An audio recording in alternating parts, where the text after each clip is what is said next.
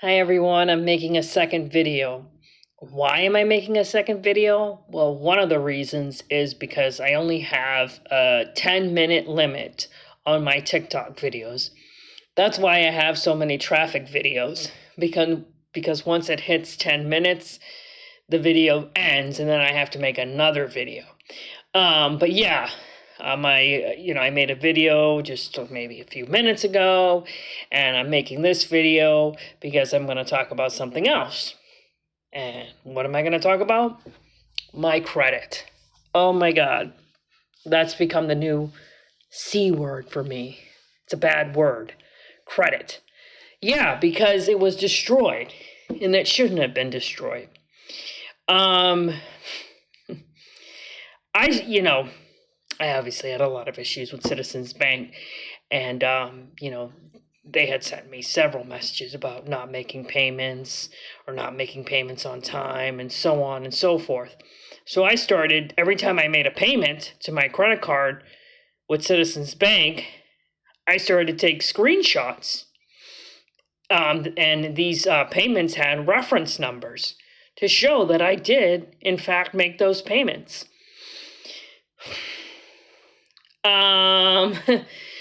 But yet I was still getting those messages about me not making my payments.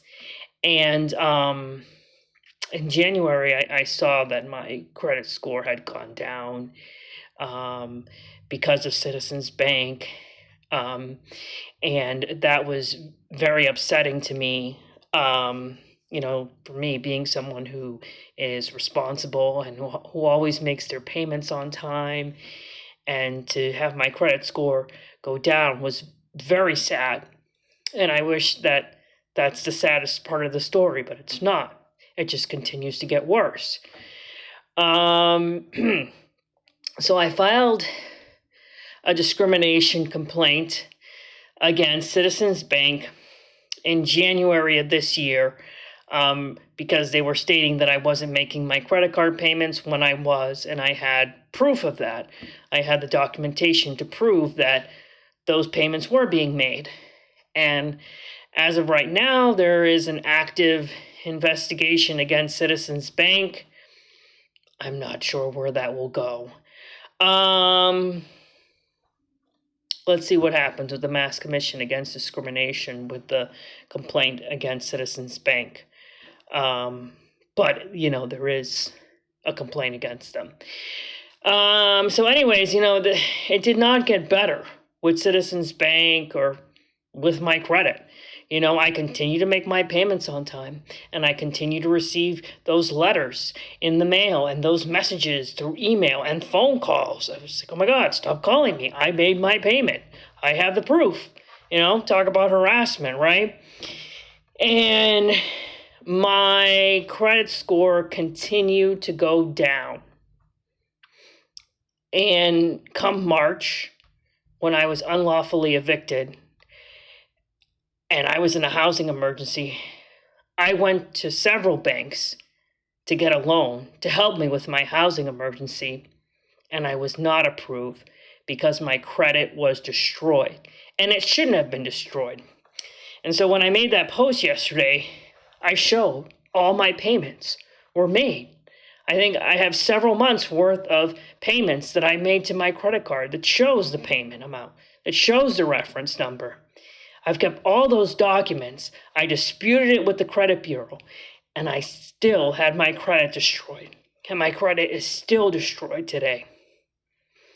And as of right now, I froze my credit. Because when I became homeless, at that point, it was becoming difficult to make credit card payments. So I did, at this time, my credit is frozen. But when I was working and when I had a place to live, I was always making my credit card payments on time. And it just didn't matter to the racist people. It didn't matter. They wanted to destroy my credit, so I wouldn't be, credit is everything. So I wouldn't be approved a loan during my housing emergency, which makes it even harder for me when I find housing with a low credit score. If I ever needed a new car, low credit score, that isn't going to help me one bit.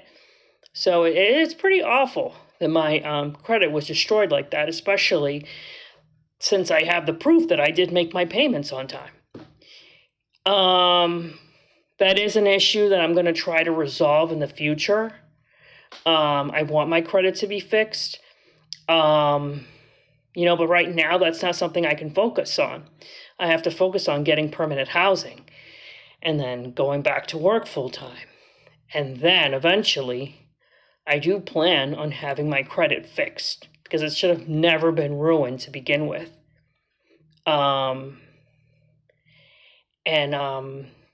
I truly am a victim of institutional racism, and this institutional racism has ruined my life.